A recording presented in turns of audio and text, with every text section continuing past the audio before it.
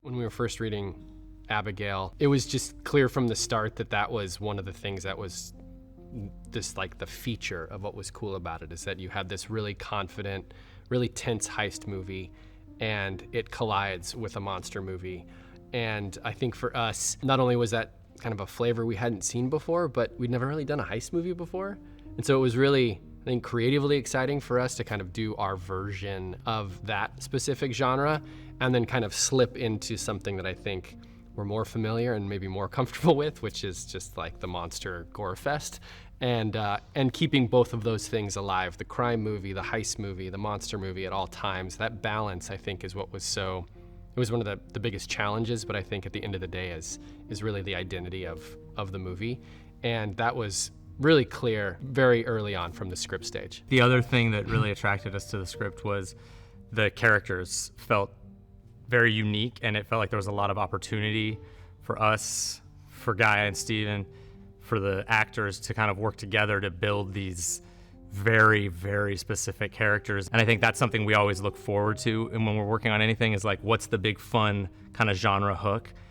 And then how can we make these characters really cool? Early on, we had a lot of conversations about, well, how are we gonna handle the mythology and the lore behind vampires? And I mean, there is a version of this script that you could set in any time period. You know, for us, there was an opportunity to not only modernize what a vampire is, but also set the movie in a way that the characters themselves within the film are aware of the other vampire movies and the other bits of vampire lore that exist. And I think that was a really fun opportunity for us to kind of take all of the rules, the things that you know, maybe the things that you don't know, have the characters unpack them and have a conversation about them in the movie itself, and then totally flip those things on their head. We also got to kind of learn the lore and the rules of our movie with the characters as they figure it out. So it's not like, we really wanted to make sure we didn't have like a big rule dump. An exposition. Yeah, a big expositional scene where then you work from there. We were like, cool,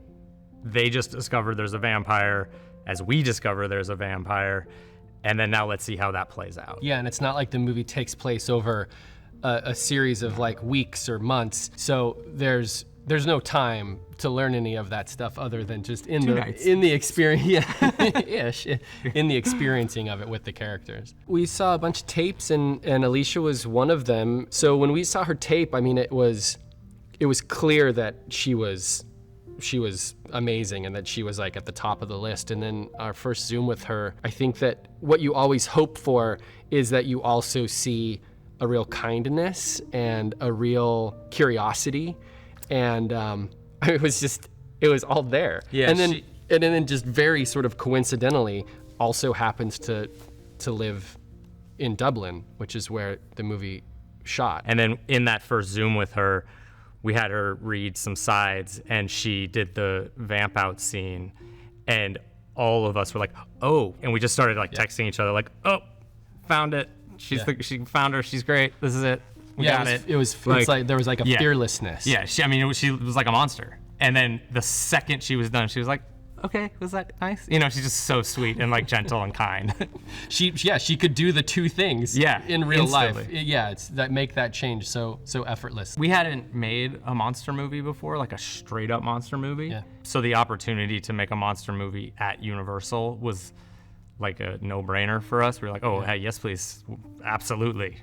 Let's do it. I mean, I think the fun of making scary movies in general for us is just that it's make-believe on like the highest, craziest level. There's just a lot of really weird, fun, tactile stuff that you get to do when you're making a horror movie. And I think we're just obsessed with that process. Like we really love the making of that. And then I think on an emotional level, there's just so much fun in getting to explore really earnest emotional things under the veneer of this sort of heightened, ballerina vampire, wacky, kind of crazy world. And I think for us, you know, it's about making the hard things in our lives a little bit more palatable, right? To be able to explore all of these kind of dark corners of who we are in a way that is really fun and is cathartic. And I think that for us, the sort of balance of those things, that you're making a movie about really serious things